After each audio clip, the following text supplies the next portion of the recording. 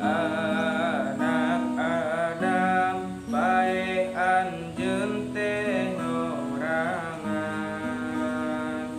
sul anak sul salaki jeung babandaan.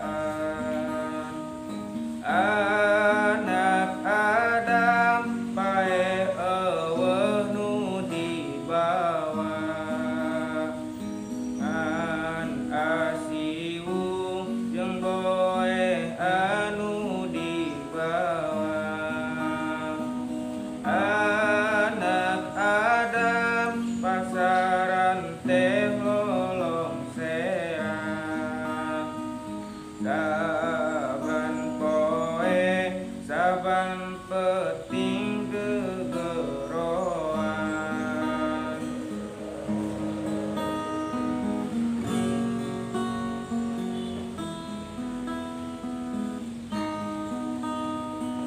Anak Adam anjeun kaluar ti imah digarotong dina pasar